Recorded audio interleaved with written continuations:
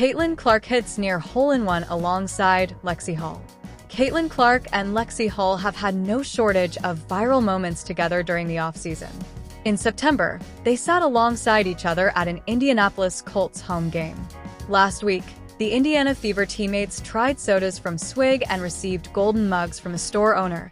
On Monday, the two took it to the green for a par 3 contest, which Clark nearly ended with a hole-in-one. She came inches away from the feet, but settled for a birdie on her next stroke. Hull missed on her second stroke to give the win to Clark, who reacted in victorious fashion by laughing in Hull's face.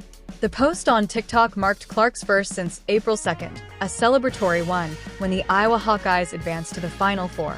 After being eliminated from the playoffs last month, the reigning WNBA Rookie of the Year said she planned on playing golf in Indiana until it got too cold.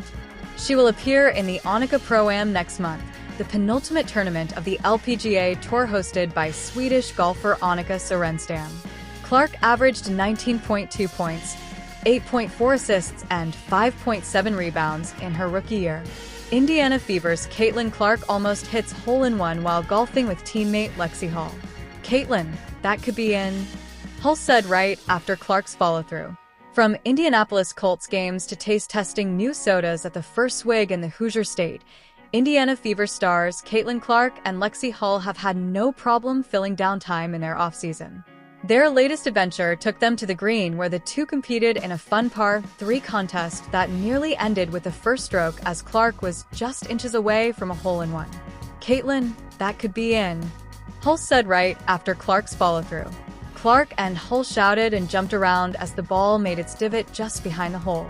"Wow, are we sure it didn't go in?" Clark asked as she got up from rolling on the ground in excitement. Walking onto the green, the two were set up for birdie putts.